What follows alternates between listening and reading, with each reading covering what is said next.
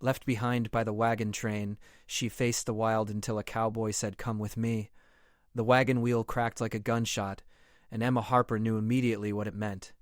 She watched from 50 yards back as the train kept moving, dust rising in thick clouds behind the last canvas-topped wagon. Her hands trembled as she gripped the reins of her lame horse, its front legs swollen and hot to the touch.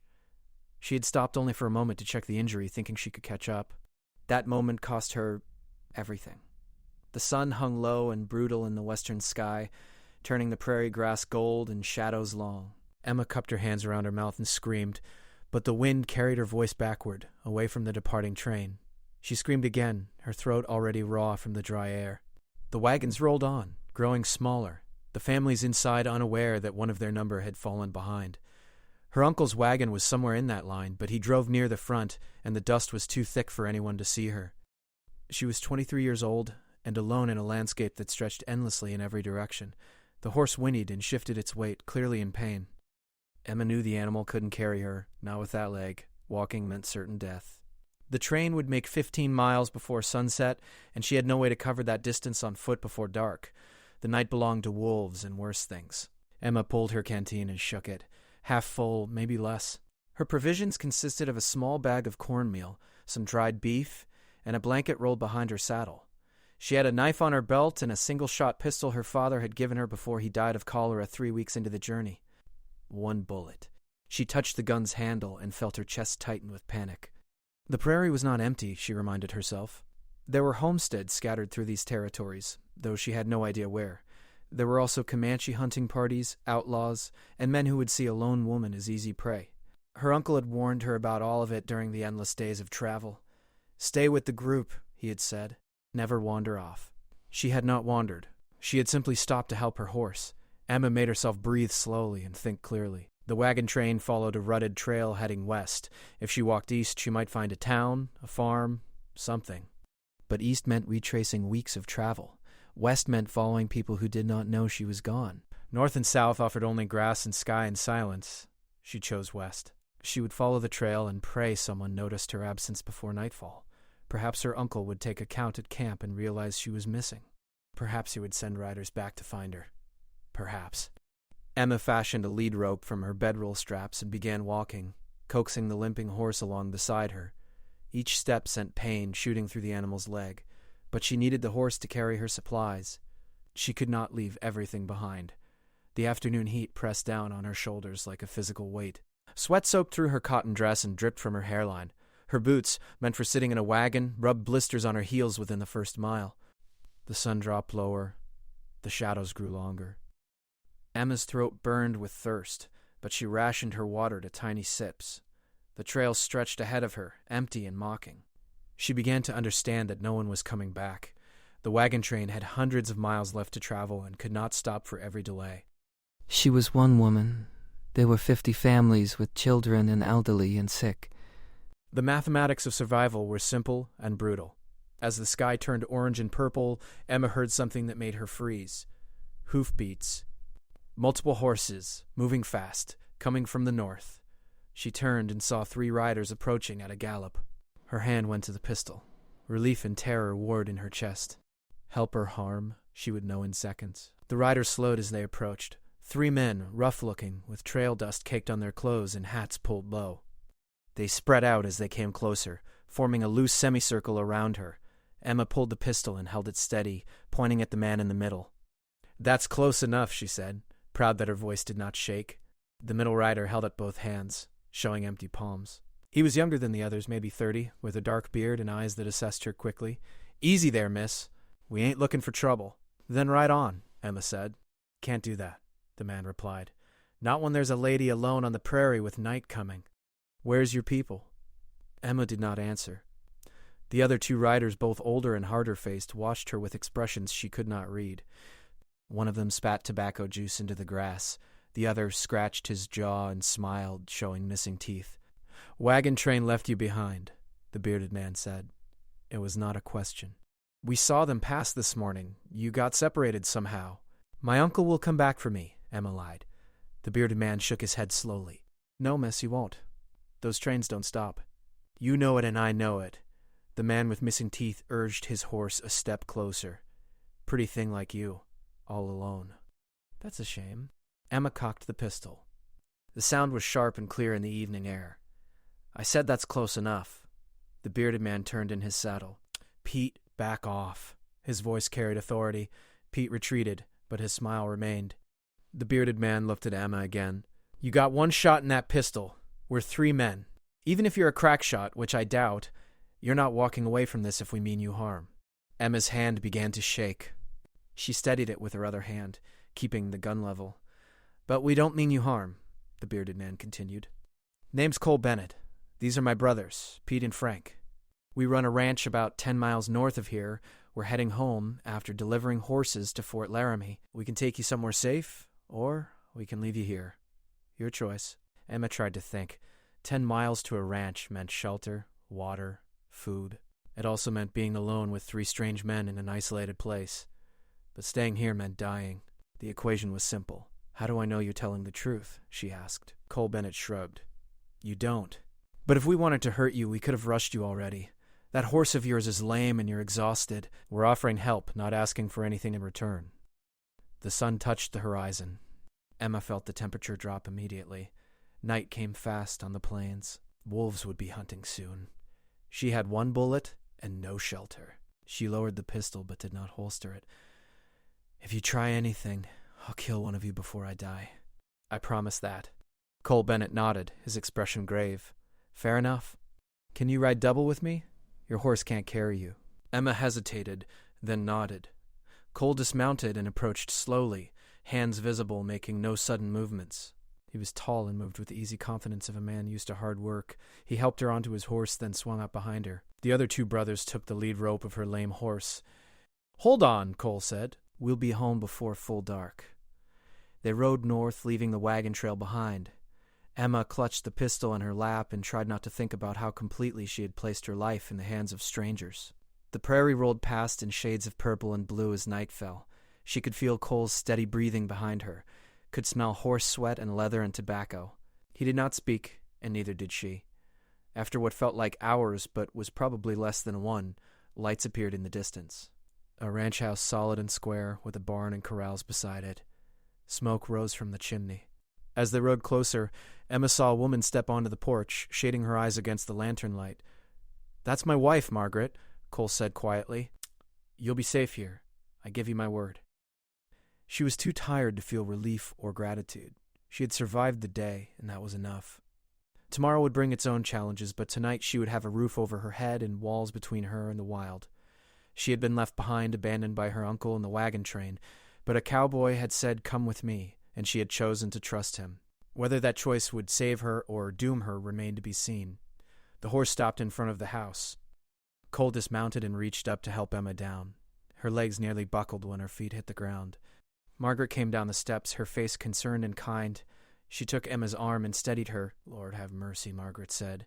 Cole, what happened? Found her on the trail, Cole said. Wagon train left her behind. Margaret's eyes widened with sympathy. You poor thing. Come inside. We'll get you fed and cleaned up. You're safe now. Emma let herself be led into the house. The warmth and light and smell of cooking food overwhelmed her senses. She started to thank Margaret, but found she could not speak. Tears came instead, hot and sudden, streaming down her dusty face. She had not cried when the wagon train disappeared. She had not cried when she thought she might die alone on the prairie. But now, in the safety of strangers who showed her kindness, she wept. Margaret wrapped her arms around Emma and held her while she cried. Cole stood awkwardly in the doorway, hat in hand. Pete and Frank came in behind him, bringing Emma's few possessions. They looked uncomfortable witnessing a woman's tears. Get washed up for supper, Margaret told the men. I'll take care of her. The brothers filed out, leaving the women alone. Margaret led Emma to a chair and pressed a cup of water into her hands. Emma drank it in 3 long swallows, not caring that some spilled down her chin. Margaret refilled the cup and Emma drank again. Thank you, Emma managed to say. No thanks needed, Margaret replied. We've all needed help at one time or another. Out here, we take care of each other.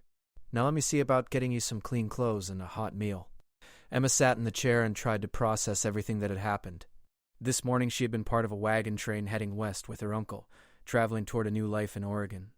Tonight she sat in a stranger's house, miles from the trail, with no idea how to find her uncle or rejoin the train. She was completely dependent on the kindness of people she had met only an hour ago, but she was alive. Her horse was being cared for in the barn. She had food and shelter and safety. Tomorrow she would figure out what came next. Tonight she would simply be grateful. Cole returned to the house after washing up, his brothers behind him. They sat at a long wooden table, and Margaret brought out plates of stew and fresh bread. Emma ate ravenously, barely tasting the food, just needing to fill the emptiness in her stomach. The brothers ate in silence, occasionally glancing at her with curiosity but saying nothing. When the meal was finished, Margaret showed Emma to a small room off the kitchen. It had a narrow bed, a washstand, and a window that looked out toward the barn. Clean blankets were folded at the foot of the bed. "You can stay as long as you need," Margaret said. "Cole and his brothers are good men. They'll help you figure out what to do next." Emma nodded, too exhausted to think about next steps. She waited until Margaret left, then collapsed onto the bed fully clothed. Sleep claimed her immediately, pulling her down into darkness where wagon trains and wolves and empty prairies could not follow. Emma woke to the smell of coffee and frying bacon. Sunlight streamed through the small window, warming her face. For a moment she forgot where she was, expecting to see the canvas roof of her uncle's wagon. Then memory returned, bringing with it a heavy sense of loss and uncertainty.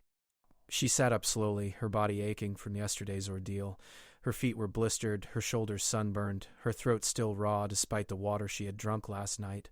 She found clean clothes laid out on the chair beside her bed, a simple cotton dress, slightly too large, with a worn but serviceable apron. She changed out of her dusty trail clothes and washed her face in the basin on the washstand. The cool water felt like a blessing against her sunburned skin. When she emerged from the room, she found Margaret in the kitchen, working over the stove. The older woman turned and smiled. "Good morning.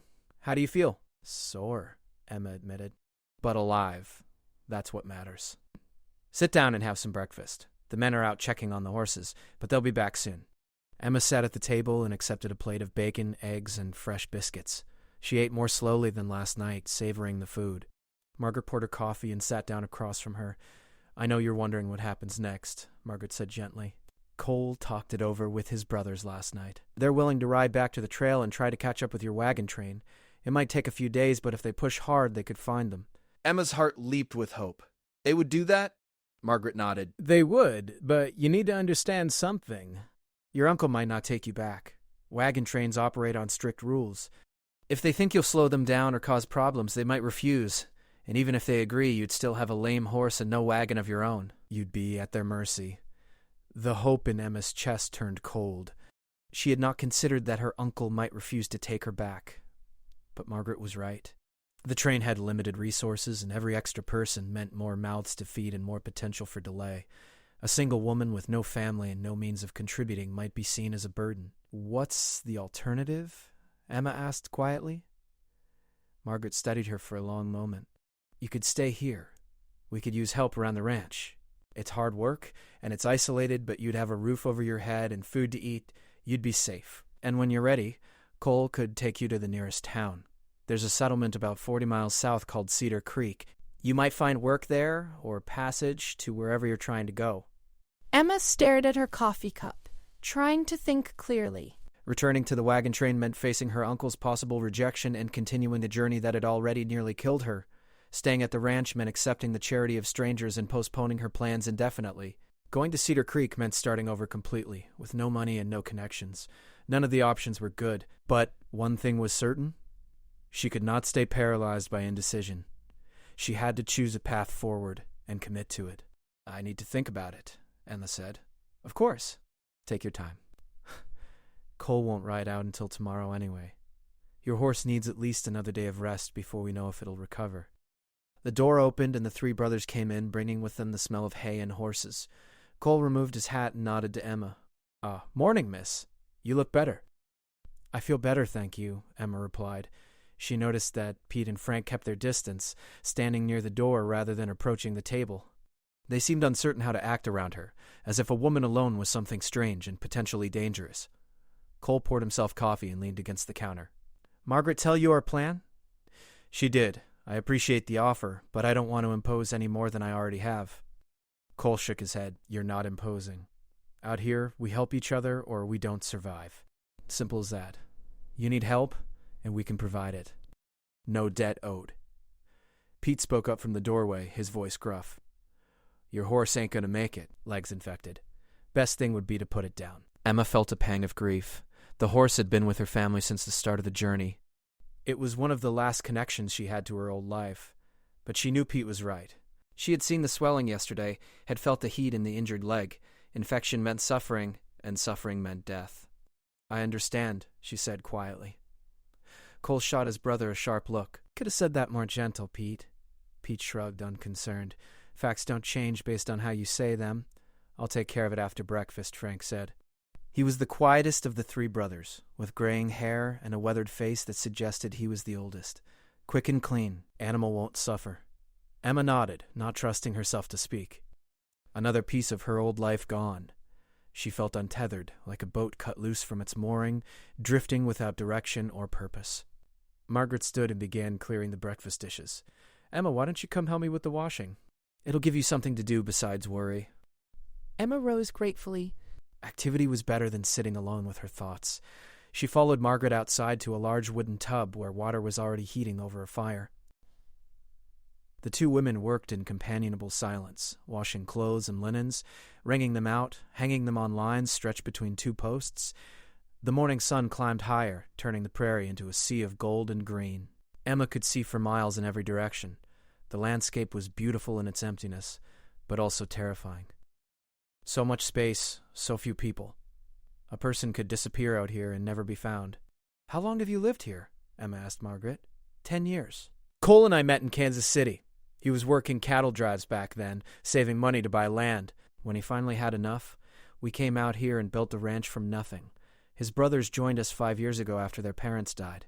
Do you ever get lonely? Margaret smiled. Sometimes. But loneliness is better than the alternative. In the city, I was surrounded by people and miserable. Out here, I have space to breathe and work that matters. Cole and I built something real together. That's worth more than any amount of society and socializing. Emma considered this. She had always imagined her future in a town or city, with neighbors and churches and schools nearby. The idea of living in isolation had never appealed to her, but maybe Margaret was right. Maybe there was something valuable in the simplicity of ranch life, in the direct connection between work and survival. What made you leave Kansas City? Emma asked. Margaret's expression darkened slightly. My first husband died of fever. I had no family and no way to support myself. I was working in a boarding house when I met Cole. He offered me a different life, and I took it. Best decision I ever made. Emma heard the unspoken message. Margaret had also been alone and desperate once. She had also faced an uncertain future and made a choice that others might have called foolish. But she had survived, and more than that, she had thrived. Do you think I should go back to the wagon train? Emma asked. Margaret wrung out a sheet and hung it on the line. I think you should do what feels right to you, but I'll tell you this. That train left you behind once. What's to stop them from doing it again? Out here, you need people you can trust. People who won't abandon you the moment you become inconvenient. The words stung because they were true. Emma's uncle had not even noticed she was missing until it was too late. Or perhaps he had noticed and chosen to keep moving. Either way, the result was the same. She had been expendable. I don't know these people, Emma said, gesturing toward the house. How can I trust them? You can't, Margaret said simply. Not completely, but Cole brought you here and gave you shelter. He's offering to help you find your way. That's more than your uncle did. Trust has to start somewhere. They finished the washing and carried the tub back to the house. Frank had left to deal with Emma's horse, and she was grateful she did not have to witness it. Pete had disappeared somewhere, leaving only Cole in the house, repairing a saddle at the kitchen table. He looked up when Emma and Margaret entered. Pete's got a mouth on him, he said to Emma. Don't take it personal. He's not good with people in general. It's fine, Emma said. He was just being honest.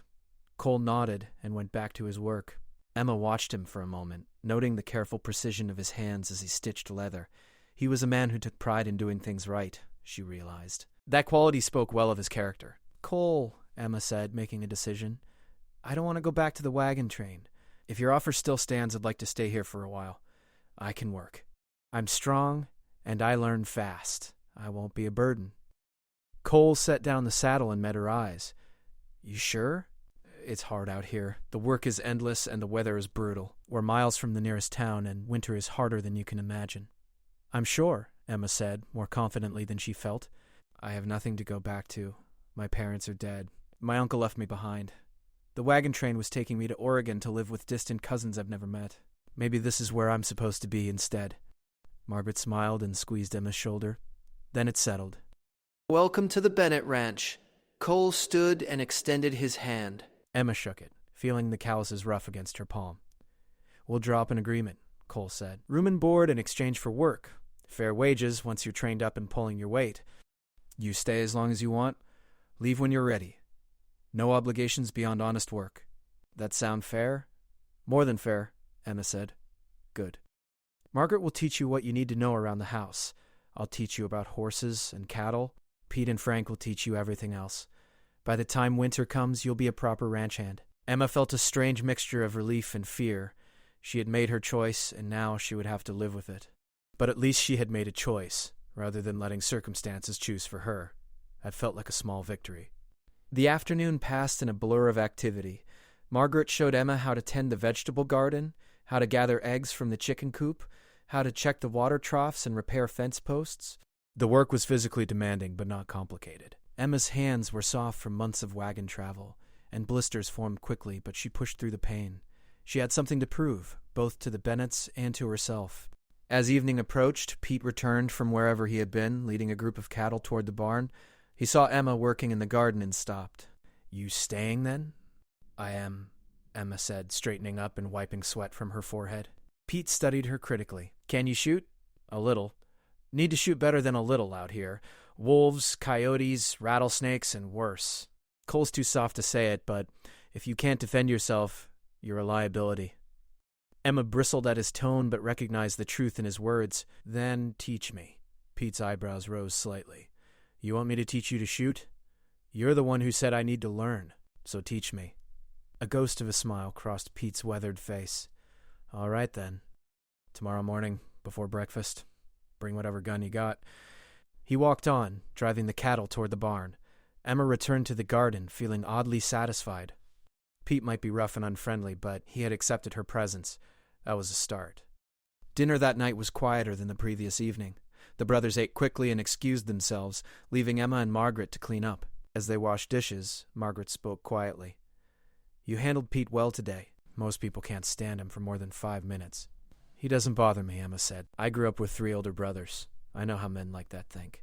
They respect strength and don't have patience for weakness. If I show him I'm willing to work and learn, he'll come around. You're smarter than you look, Margaret said with a smile. I hope so. I'm going to need every bit of intelligence I have to survive out here.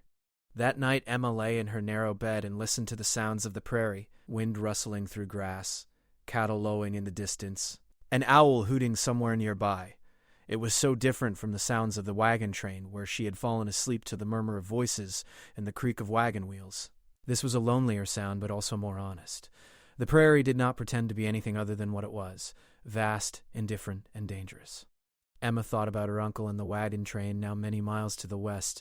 She wondered if he had noticed her absence yet, if he felt guilty or relieved. Probably the latter, she thought bitterly. She had been another mouth to feed, another responsibility he had not wanted. Her parents had begged him to take her west after they died, and he had agreed reluctantly. He had done his duty, but no more than that. Well, she was done being someone's burden. She would make her own way now, on her own terms. The Bennett Ranch might not be the future she had imagined, but it was a future nonetheless. She would work hard, learn fast, and prove her worth. And someday, when she was ready, she would decide her own destiny. She fell asleep with that thought, and for the first time since being left behind, she did not dream of being lost. Emma woke before dawn to the sound of roosters crowing. She dressed quickly in her borrowed clothes and splashed cold water on her face. Her body ached from yesterday's work, muscles protesting movements she was not accustomed to making. She ignored the pain and went outside. Pete was waiting near the barn, a rifle in his hands and a pistol on his hip. He nodded when he saw her. You bring your gun? Emma pulled the small pistol from her dress pocket. This is all I have. 1 shot. Pete took it from her and examined it critically. Good for close range, useless for anything else. You need a real gun. He handed her the rifle. This is a Winchester. Accurate up to 100 yards if you know what you're doing. The rifle was heavier than Emma expected. She held it awkwardly, unsure of the proper grip. Pete sighed and stepped behind her, adjusting her stance and positioning her hands. Butt goes against your shoulder, firm but not tight. Left hand supports the barrel. Right hand on the trigger. Don't jerk it, squeeze it gentle. He set up a row of tin cans on a fence post about 30 yards away. Aim for the middle can first. Take your time, breathe slow, and squeeze when you're ready. Emma sighted down the barrel, trying to hold the rifle steady. The can wavered in her vision. She took a breath, held it, and squeezed the trigger. The rifle kicked hard against her shoulder, making her stumble backward. The shot went wide, hitting nothing but dirt. Again, Pete said. Emma reloaded and fired again. Another miss. And again, and again. By the 10th shot, her shoulder was bruised and her ears were ringing, but she had finally hit a can, knocking it off the post with a satisfying clang. Not bad, Pete said grudgingly. You got potential. We'll practice every morning until you can hit 5 out of 5. Out here, your life might depend on your shooting. Can't afford to miss when it counts. They continued until the sun was fully up and Margaret called them for breakfast. Emma's hands shook as she ate, adrenaline and exhaustion making her lightheaded. But she felt proud. She had learned something useful, something that might keep her alive. The days settled into a rhythm. Mornings meant shooting practice with Pete, followed by breakfast and hours of work around the ranch. Margaret taught Emma to bake bread, to preserve vegetables, to mend clothes and make soap. Cole taught her to saddle horses, to clean hooves, to recognize signs of illness or injury in the animals. Frank taught her to track, to read weather signs, to navigate by stars. Emma's hands became calloused, her skin tanned dark by the sun. Her body grew stronger, adapting to the physical demands of ranch life. Her shooting improved until she could hit targets consistently at 50 yards. She learned to ride Cole's spare horse, a gentle mare named Daisy, and helped herd cattle from pasture to pasture. 3 weeks after arriving at the ranch, Emma was riding fence line with Cole, checking for breaks or weak spots. It was hot work under the midday sun, but Emma had grown accustomed to the heat. They rode in comfortable silence, speaking only when necessary. Cole pulled up suddenly, his hand going to the rifle on his saddle. Riders coming. 3 of them, from the south. Emma followed his gaze and saw dust rising in the distance. Her heart began to race. Strangers were rare out here and often meant trouble. She checked that her pistol was secure in her belt. The riders approached slowly, and as they drew closer, Emma recognized the lead horse. It was her uncle's gelding. Her uncle sat atop it, his face red from sun and wind. Behind him rode 2 men she recognized from the wagon train. Cole kept his rifle ready but did not raise it. Emma's uncle pulled up about 20 feet away, his eyes moving from Cole to Emma. "Emma," he said, his voice flat, "you're alive." "No thanks to you," Emma replied, surprised by the steadiness in her voice. Her uncle's face flushed darker. "The train couldn't stop. You know that. We have schedules to keep. You could have sent someone back to look for me." I did. "After we made camp, I sent 2 riders back along the trail. They searched until dark and found nothing. We thought you were dead, taken by Indians or wolves." Emma felt a flicker of guilt but pushed it aside. "You should have searched longer." Her uncle gestured impatiently. "Well, you're alive, and that's what matters. Get your things. We're camped 10 miles south. We can catch up with the train in 2 days if we ride hard." Emma glanced at Cole, who watched the exchange without expression. Then she looked back at her uncle. "I'm not going with you." Her uncle's eyes widened. "What? I'm staying here. The Bennetts have given me work and a place to live. I don't need the wagon train anymore." Her uncle's face darkened with anger. "Don't be stupid, girl. You can't stay out here with strangers." It's not proper. "Neither was abandoning me on the prairie." "We didn't abandon you." "You fell behind. That's different." "Is it?" Emma felt her own anger rising now. "You didn't even notice I was gone until you made camp. You've been treating me like a burden since my parents died. Well, I'm not your burden anymore. I'm making my own way." One of the other riders spoke up, a thin man named Carson. "Your uncle's right, miss. This ain't no place for a young woman alone. Come back with us where it's safe." "I'm not alone," Emma said, nodding toward Cole. "And I'm plenty safe." Her uncle turned his attention to Cole.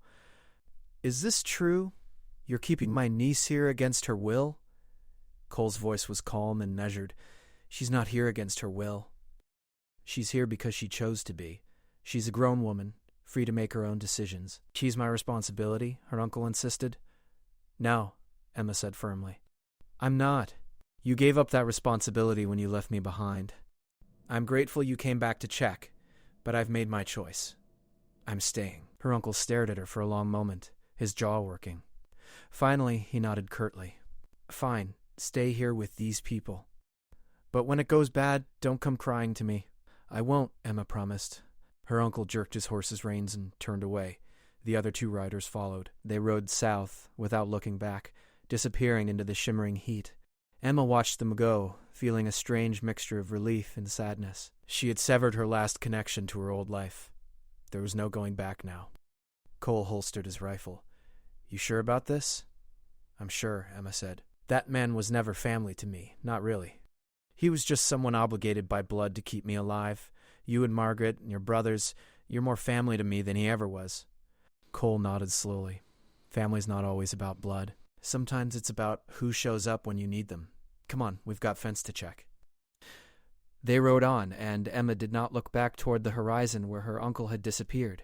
She was done looking backward. Her future lay here, on this ranch, with these people who had chosen to help her when no one else would. The summer passed into autumn. The prairie grass turned from green to gold to brown. The days grew shorter and the nights colder. Emma worked harder than she ever had in her life, preparing the ranch for winter. They harvested vegetables and stored them in the root cellar. They slaughtered cattle and smoked the meat. They gathered firewood and stacked it high against the walls of the house and barn. They repaired roofs and chinked gaps in walls, making everything as tight and weatherproof as possible. Margaret taught Emma to quilt, and they spent long evenings sewing by lamplight, creating thick blankets for the brutal months ahead.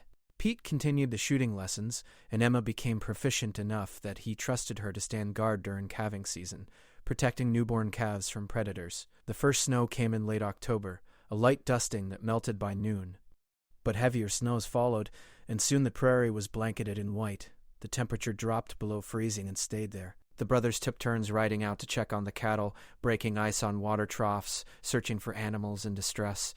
Emma discovered that winter on the prairie was both beautiful and terrifying. The snow transformed the landscape into something otherworldly, vast and pure and empty.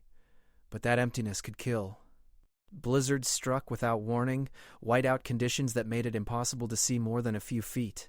Emma learned to navigate by feel and memory, to recognize landmarks even when they were buried in snow. One morning in December, Frank did not return from his dawn ride. Cole and Pete waited until noon, then went looking for him. They found him 3 miles from the ranch, his horse standing over him, Frank unconscious in a snowdrift.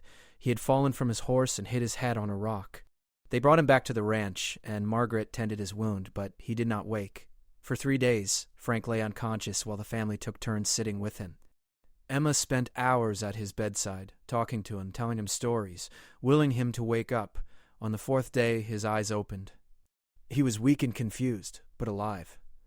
"You scared us," Emma said when he was finally able to speak. Frank managed a weak smile. "Scared myself. Thought I was done for." "Not yet," Emma said.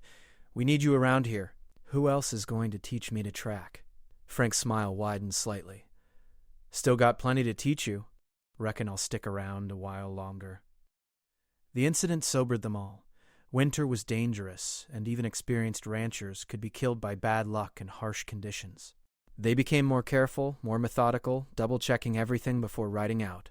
Christmas came, and Margaret cooked a feast with the last of their fresh supplies. They gathered around the table, and Cole said a prayer of thanks. Emma looked at the faces around her, these people who had become her family, and felt a profound sense of gratitude. A year ago, she could never have imagined being here, in this place, with these people. But now she could not imagine being anywhere else. After dinner, Cole pulled Emma aside. "Got something for you," he said, handing her a wrapped package. Emma opened it to find a new rifle, smaller and lighter than the Winchester she had been using, but beautifully crafted. Her name was carved into the stock. "Cole, I can't accept this. It's too much." "You earned it," Cole said simply. "You've worked hard and pulled your weight. You're part of this ranch now, and every hand needs their own weapon. Consider it a Christmas gift and payment for your first 3 months of work." Emma ran her fingers over the carved letters of her name. No one had ever given her anything so valuable, so personal. "Thank you," she whispered. "You're welcome. Now let's get back before Margaret accuses us of having secrets." They rejoined the others, and the evening continued with songs and stories. Pete got drunk on whiskey and told rambling tales of his youth. Frank fell asleep in his chair, still weak from his injury. Margaret and Emma cleaned up while Cole banked the fire for the night. As Emma prepared for bed, she reflected on how much her life had changed. 6 months ago, she had been a frightened woman abandoned on the prairie, certain she would die. Now she was a ranch hand, capable and confident, with a rifle of her own and a place where she belonged. The transformation astonished her, but she also knew the challenges lay ahead. Winter was only half over, and spring would bring its own demands. The ranch struggled financially, she had learned, barely breaking even most years.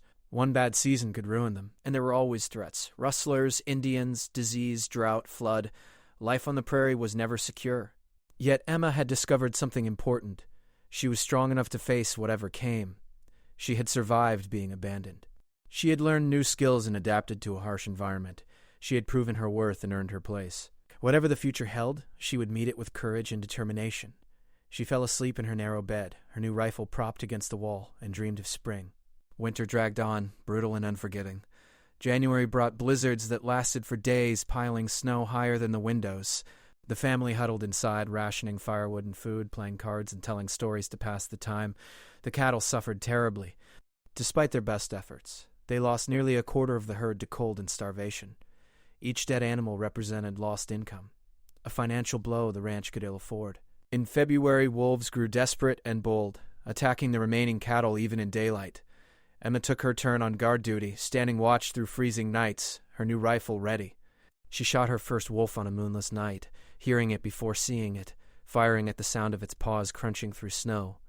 The animal died quickly, and Emma felt no remorse. It was predator and prey, the eternal equation of survival. Pete found her standing over the dead wolf at dawn. He studied the clean shot through the animal's chest, then nodded approvingly. "You're a decent shot now. Better than decent." "You'll do." Coming from Pete, it was high praise. Emma felt a surge of pride. March brought a false spring, warm days that melted the snow into mud and slush. The family worked frantically to repair winter damage, knowing the warmth would not last. They were right. A late blizzard struck in April, killing the early calves and burying the ranch under 3 feet of fresh snow. Margaret wept when she saw the dead calves, her shoulders shaking with despair. Cole held her silently, his own face grim. That night, Emma overheard Cole and his brothers talking in low voices around the kitchen table. She was supposed to be asleep, but their urgent tones had woken her. She crept to the door of her room and listened. "We can't make the bank payment," Cole was saying. "Not after losing so many head. We're short by at least $500. "We could sell the south pasture," Frank suggested. "And graze the cattle where?" Pete asked harshly. "We need that land." "Selling it would be cutting our own throats." "Then what do you suggest?" Frank asked. "If we don't pay the bank, they'll take everything." Silence. Emma's heart pounded as she realized the severity of the situation. The ranch was failing. Everything they had worked for was at risk. "There's one option," Pete said slowly. "We could drive a herd to Denver. Prices are high there right now. If we took 50 head and sold them at market, we'd make enough to cover the payment and have some left over." "Denver's 300 miles, Cole said. "It's dangerous, and we can't spare the time or the men. We need everyone here for spring work." "I'll go," Pete said. "Take Frank with me. We can do it in 3 weeks if we push hard. You and Margaret can handle things here. And if something happens to you on the trail," Cole asked, "if you get robbed or the cattle stampede or you run into hostile Indians, then we lose the cattle and you, and we're worse off than before." "It's a risk," Pete admitted, "but it's the only option we have. Unless you've got a better idea." More silence. Emma pressed closer to the door, barely breathing. "I'll go with them," she heard herself say. She pushed the door open and stepped into the kitchen. 3 startled faces turned toward her. "I can help drive the cattle. You said yourself I'm a decent hand now. With 3 of us, the drive will be safer." Cole shook his head immediately. "Absolutely not. It's too dangerous." "Everything out here is dangerous," Emma said. "Staying here during the winter was dangerous. Standing guard against wolves was dangerous. I faced danger before and survived. Let me help save the ranch." "She's right," Pete said, surprising everyone. 3 riders are better than 2. And she can shoot. That counts for something. Frank nodded slowly. "I hate to say it, but we could use the extra pair of hands. 50 head is a lot for 2 men to manage alone." Cole looked at Margaret, who had been silent throughout the discussion. What do you think? Margaret studied Emma carefully. Can you do it? 3 weeks on the trail, sleeping on the ground, eating beans and hardtack, driving cattle through rough country? It's not like anything you've done before. I can do it, Emma said firmly. I have to. You gave me a chance when no one else would. You took me in and made me family. Now it's my turn to help. Margaret's eyes glistened with emotion. Then you have my blessing. But you come back safe, all 3 of you. This ranch isn't worth dying for. Cole sighed heavily. All right. We leave in 2 days. Emma, you'll need gear and supplies. Margaret will help you get ready. Pete, Frank, start cutting out the best 50 head from the herd. We'll take young steers, healthy and strong. They'll bring the best price. The next 2 days were a whirlwind of preparation. Margaret outfitted Emma with trail clothes, sturdy pants, a heavy coat, a wide-brimmed hat, and boots that fit properly. She packed supplies, dried beef, beans, coffee, flour, salt, matches, a bedroll, a canteen. Cole gave Emma additional ammunition for her rifle and taught her how to pack a horse efficiently. On the morning of departure, the family gathered in the yard, each of them fiercely. Be careful. Trust each other. Come home safe. Cole gripped Pete's hand, then Frank's, then Emma's. Watch out for each other. The cattle aren't worth your lives. If things go bad, abandon the herd and run. You understand? They nodded solemnly. Emma mounted Daisy, her bedroll and supplies tied behind the saddle. Pete and Frank were already mounted, ready to move. The 50 steers were gathered in a nervous, lowing mass, their breath steaming in the cold morning air. Let's move out, Pete said. He turned his horse and started south. Frank followed, then Emma. The cattle began to walk, driven by whistles and shouts. Emma looked back once and saw Cole and Margaret standing together watching them go. Then she faced forward and focused on the task ahead. The first day of the drive went smoothly. The cattle moved steadily south, following a well-worn trail. The weather was clear and cool, perfect for travel. They covered 15 miles before stopping to make camp near a small creek. Emma had never been so tired in her life. Every muscle ached from hours in the saddle. Her legs cramped when she dismounted. But she forced herself to help set up camp, to gather firewood, to prepare the evening meal. Pete and Frank worked efficiently, speaking little, and Emma tried to match their pace. They ate beans and hardtack in silence, too exhausted for conversation. Pete took the first watch, circling the herd slowly on horseback to keep the cattle calm and watch for predators. Frank rolled himself in his blanket and fell asleep immediately. Emma lay down on the hard ground, her head pillowed on her saddle, and stared up at the stars. She had never felt so small or so alive. She woke to Pete shaking her shoulder. Your turn for watch. 2 hours. Wake Frank when you're done. Emma stumbled to her feet and mounted Daisy. The night was dark and cold, the cattle restless shapes in the darkness. She rode slow circles around the herd, fighting to stay awake. An owl hooted nearby, and the cattle shifted nervously. Emma sang softly to calm them, old songs her mother had taught her. The sound of her own voice in the darkness was strange and comforting. When her 2 hours were up, she woke Frank and collapsed back into sleep. It felt like only minutes before Pete was shaking her awake again for the next day's ride. The days blurred together. Up before dawn, quick breakfast, long hours in the saddle driving cattle, brief stops for water and rest, more riding, camp at sunset, watches through the night, sleep, and then starting over again. Emma's body adapted slowly to the brutal routine. Her muscles stopped aching quite so badly. Her hands, already calloused from ranch work, grew even tougher. She learned to doze in the saddle, to eat while riding, to conserve her energy for when it was truly needed. On the 4th day, they encountered their first trouble. A group of riders approached from the east, 5 men on horseback riding hard. Pete immediately signaled for Emma and Frank to move the cattle into a tight group and be ready for anything. The riders pulled up about 30 yards away. They looked rough, with trail dust caked on their clothes and weapons clearly visible. The leader, a man with a scarred face and cold eyes, called out, "That's a nice herd you got there." "Where are you heading?" "Denver," Pete said curtly. "We're not looking for company." The scarred man smiled without warmth. "We're not offering company, we're offering a business proposition. You give us 10 head of cattle and we'll make sure nothing bad happens to you or your herd between here and Denver." "That's called robbery," Pete said flatly. "That's called insurance," the man replied. "The trail's dangerous. Lots of things can go wrong, but with our protection, you'll make it through safe and sound." Emma's hand moved slowly toward her rifle. Pete noticed and gave a tiny shake of his head. "Not yet. We'll take our chances, Pete said. Now move along. The scarred man's smile disappeared. That's a mistake, friend. A bad one. Maybe. But it's our mistake to make. The two groups stared at each other. Emma could feel the tension like a physical force. Her heart hammered in her chest. There were 5 of them, and only 3 in her group. If shooting started, the odds were not good. Then Frank spoke up, his voice calm and conversational. Boys, I don't think you've thought this through. Sure, there's 5 of you and 3 of us, but we're not pilgrims or shopkeepers. We're ranch hands who've been shooting wolves and rustlers our whole lives. You might take us down, but at least 2 or 3 of you will die in the process. Maybe you're willing to take that chance, but I'm guessing your friends aren't so eager to be the ones who catch a bullet. He gestured toward the other 4 riders. Look at their faces. They're weighing the odds right now, wondering if 10 cattle are worth dying for. I'm betting they're concluding it's not. So here's what's going to happen. You're going to ride away, and we're going to forget this conversation ever happened. Everyone lives, everyone moves on. That sound reasonable? The scarred man's jaw tightened. He looked at his companions, and Emma saw doubt in their eyes. Frank was right. They were considering the cost, and they were losing their nerve. This ain't over, the scarred man said finally. Yes, it is, Pete said. Because if we see you again, we won't talk. We'll just shoot.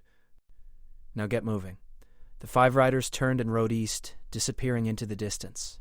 Emma let out a breath she did not realize she had been holding. Nice work, Pete said to Frank. Thought we might have to fight. So did I, Frank admitted. But talking's cheaper than bullets. They continued south, pushing the cattle harder now, wanting to put distance between themselves and the would-be rustlers. That night they kept a double watch, and Emma slept with her rifle in her arms. No further trouble came.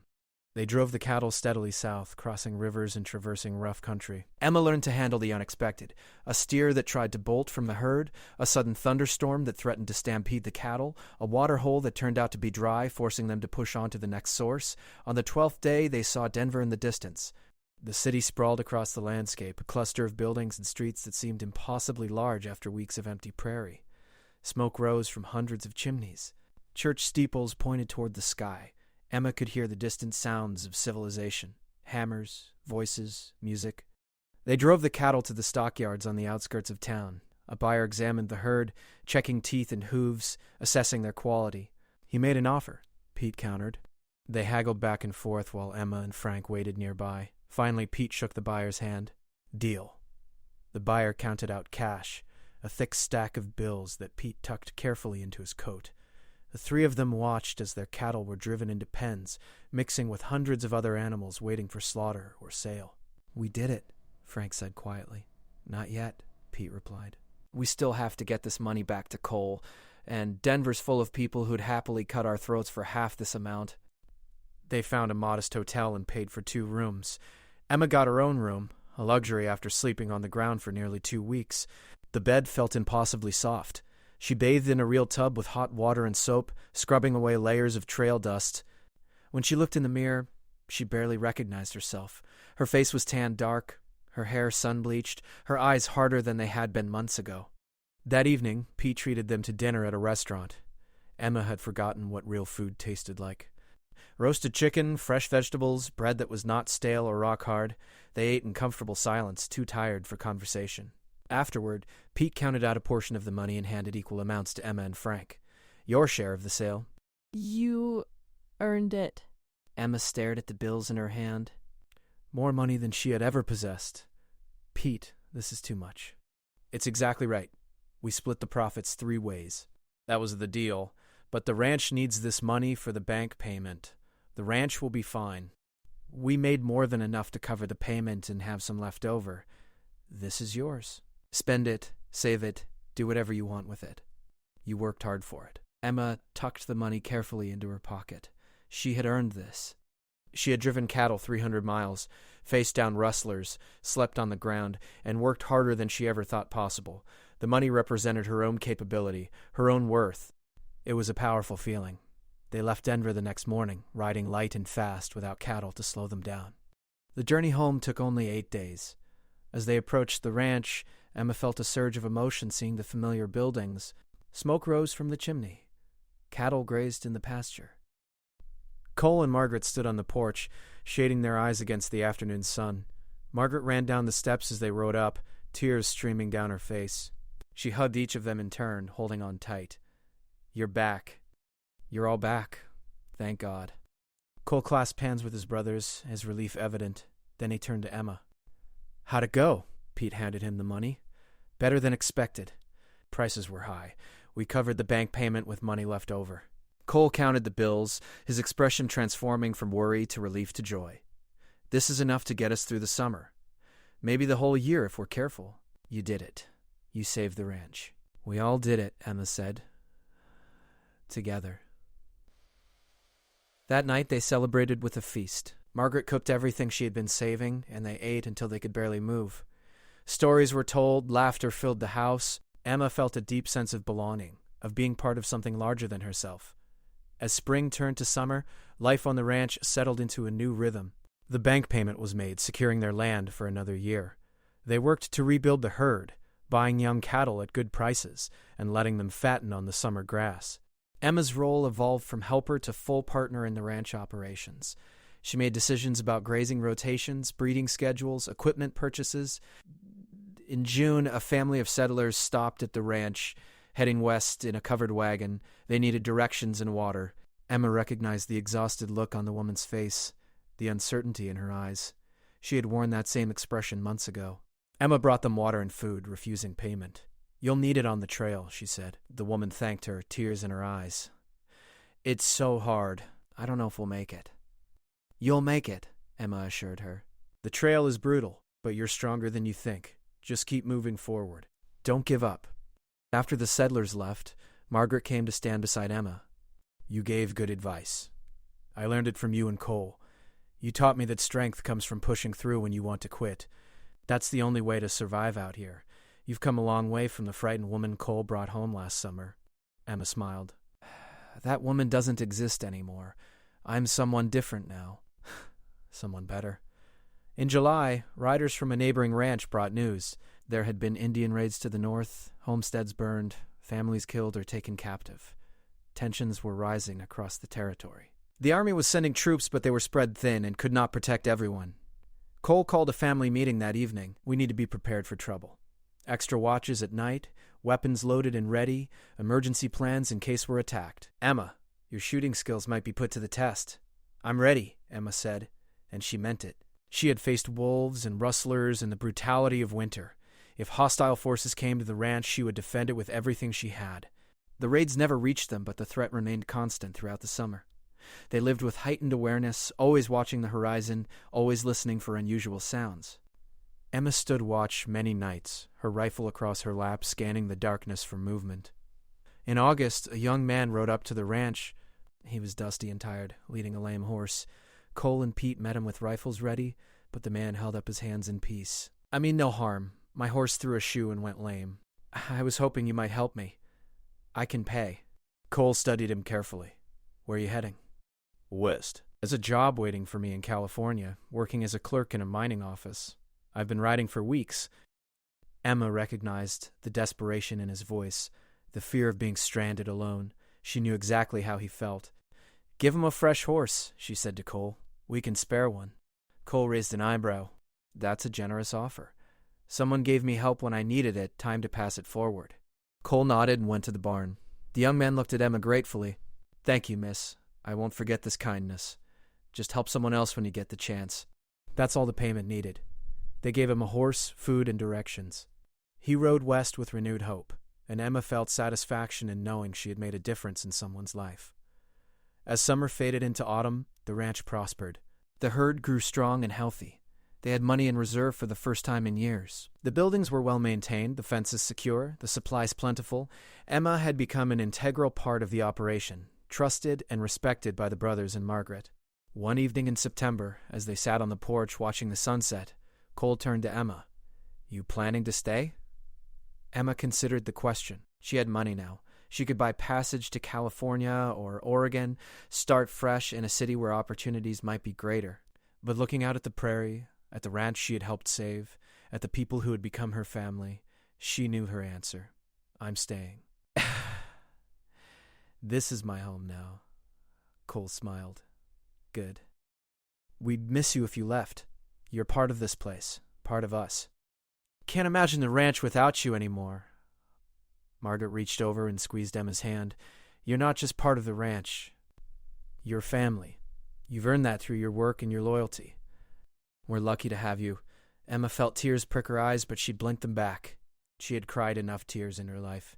These were happy tears, grateful tears, and she let herself feel the emotion without shame. I'm the lucky one, she said. You gave me a chance to prove myself. I'll never forget that. Pete, sitting on the porch rail, cleared his throat. Getting mighty sentimental out here.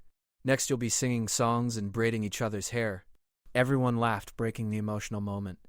But Emma knew Pete's gruffness was just his way of showing affection. He cared deeply, even if he could not express it in conventional ways. The autumn passed peacefully. They prepared for winter again, this time with more resources and better planning. The root cellar was stocked full. The firewood was cut and dried.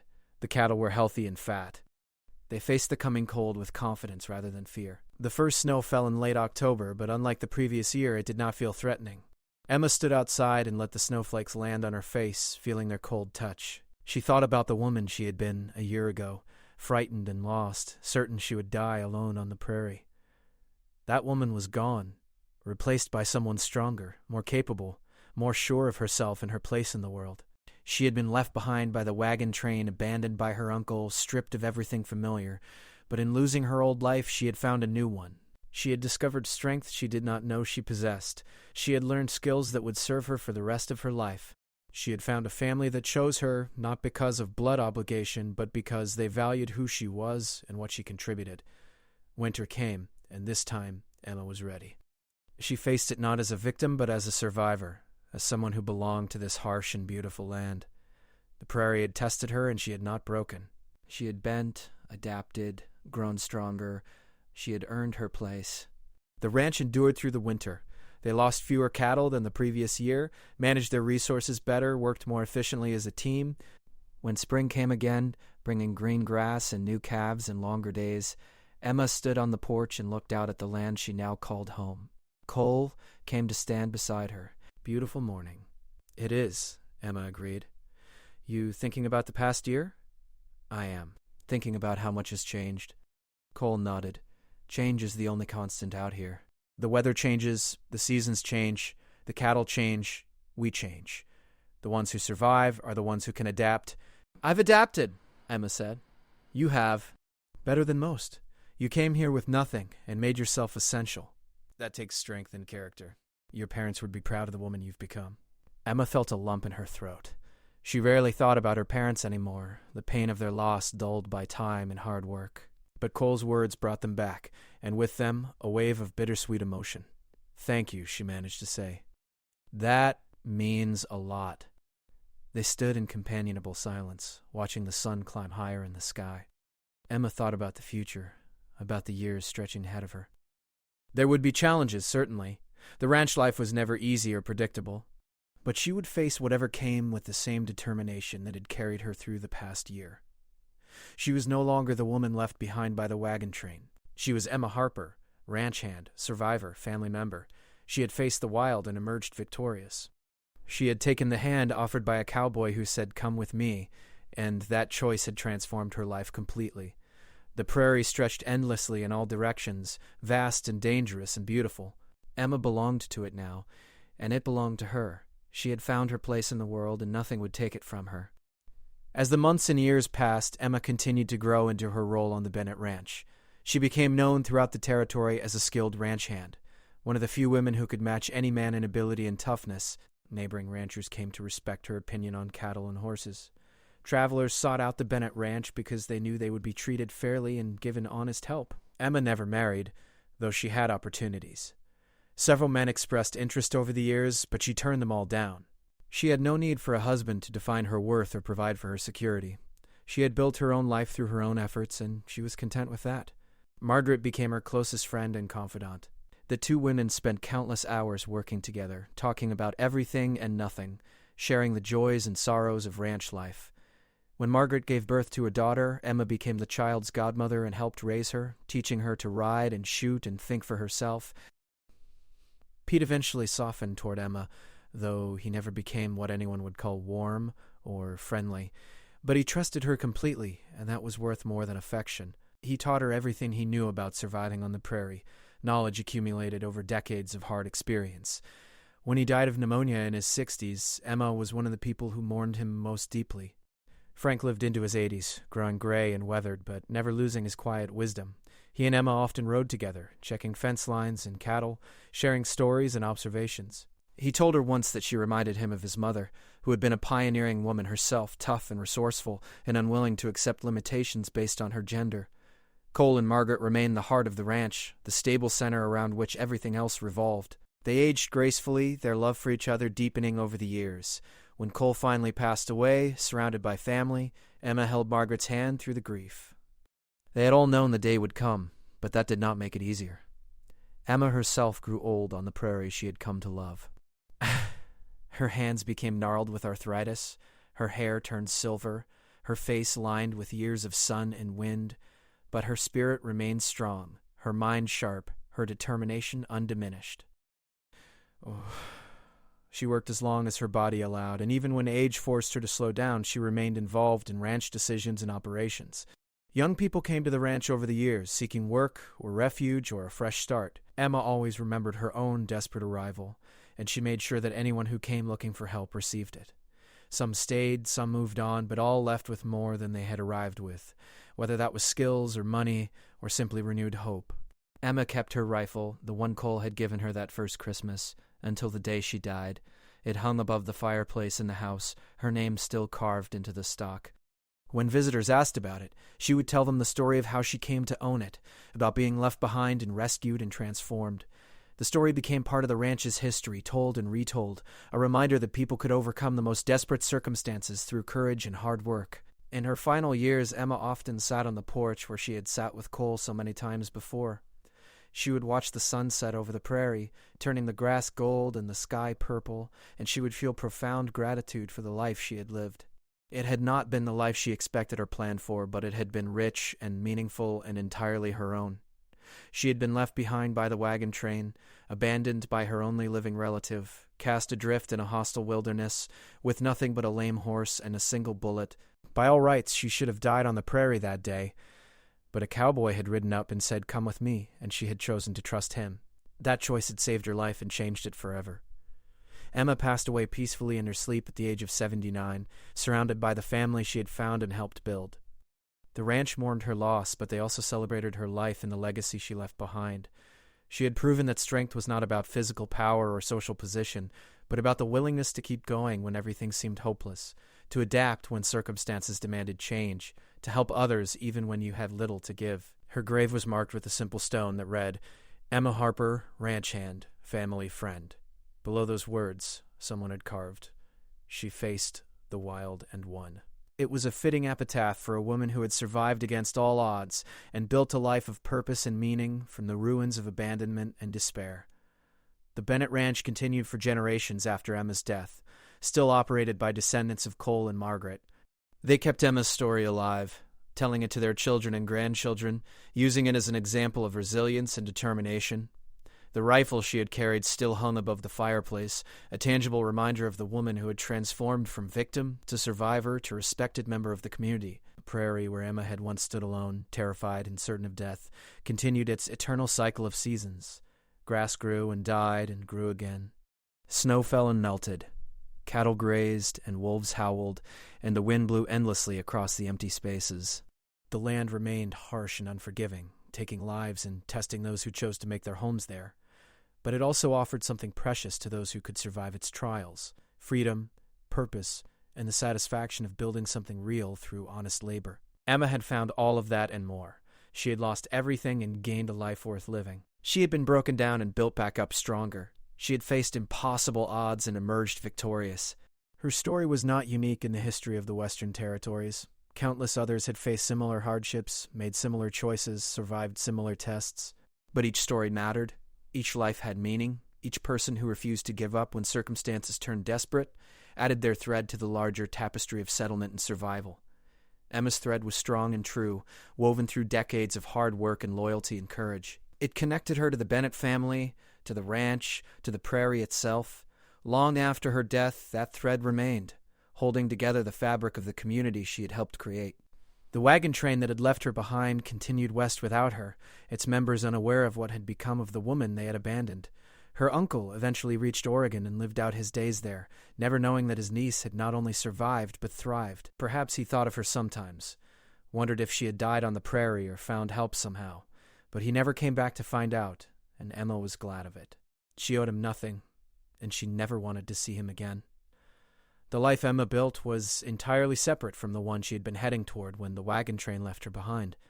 She had been traveling to Oregon to live with distant cousins, to become someone's dependent, to accept whatever life they were willing to provide for her. It would have been a diminished existence, always grateful, always secondary, always aware that she was there on sufferance rather than right.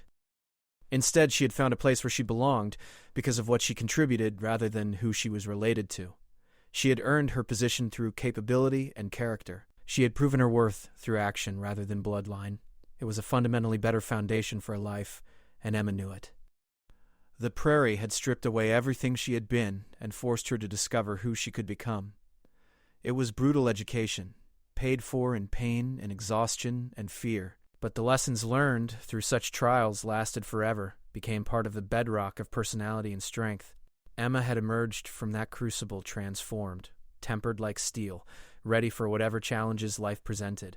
She had faced the wild alone, and a cowboy had offered his hand. She had taken it, not knowing where it would lead, trusting in desperation more than hope. That single choice, made in a moment of crisis, had determined the entire trajectory of her life.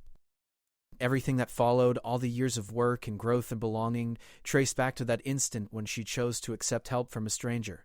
Emma often wondered what would have happened if she had refused Cole's offer that day, if she had insisted on staying on the trail or attempting to reach civilization on her own. She would have died, certainly. The prairie did not forgive mistakes or reward stubbornness. Without help, without resources, without knowledge of the land, she had been doomed. But she had not refused. She had recognized her own limitations and accepted the reality of her situation. She had swallowed her pride and taken the help offered. That combination of self-awareness and pragmatism had saved her life and set her on the path to everything that followed.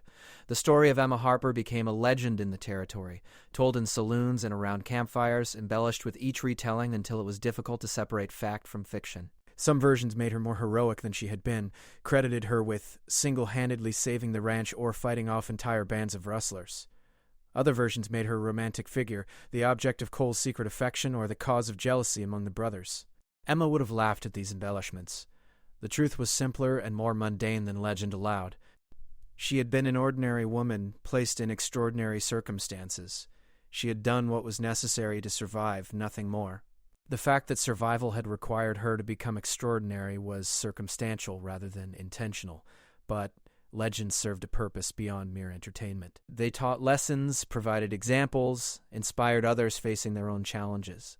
If the story of Emma Harper encouraged even one person to keep fighting when circumstances seemed hopeless, then the embellishments were worthwhile. Truth mattered, but so did hope, and sometimes legend served hope better than fact. The prairie itself cared nothing for human stories or legends. It existed independent of human presence, following its own rhythms and rules. Grass grew, animals hunted and were hunted, seasons changed, storms came and went, the land accepted those who could adapt to its demands and killed those who could not. It was neither cruel nor kind, simply indifferent, a force of nature that operated according to its own logic. Emma had learned to read that logic, to understand the patterns and signs that meant the difference between safety and danger. She had learned which plants were edible and which were poison, which animals were threats and which were harmless, which weather signs meant to seek shelter and which meant it was safe to work outside. She had accumulated practical knowledge through experience and observation, building a mental library of information that kept her alive.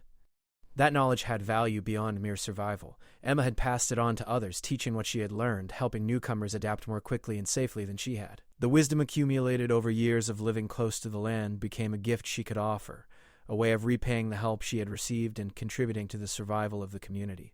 In the end, Emma's life was defined not by the dramatic moments of crisis and rescue, but by the accumulation of quiet days spent working, learning, helping, and belonging. The spectacular moments made for good stories, but the ordinary moments made for a good life. She had found satisfaction in daily tasks completed well, in relationships deepened over time, in the slow transformation of a hostile environment into a familiar home. She had been left behind by the wagon train, abandoned to die alone on the prairie. But from that abandonment had come opportunity. From that crisis had come growth. From that ending had come a new beginning. She had faced the wild until a cowboy said, "Come with me," and everything had changed. The life she found was harder than the one she expected, but also richer, more meaningful, more authentically hers. Emma Harper's story was one of survival and transformation, of weakness becoming strength, of desperation becoming determination.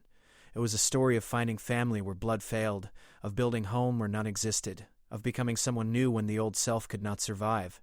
It was, ultimately, a story of hope realized through courage and work and the willingness to accept help when help was offered. The prairie wind still blows across the land where Emma lived and worked and died. The grass still grows in golden waves under the endless sky. The ranch still stands, modified and modernized, but recognizably descended from the buildings Emma helped maintain.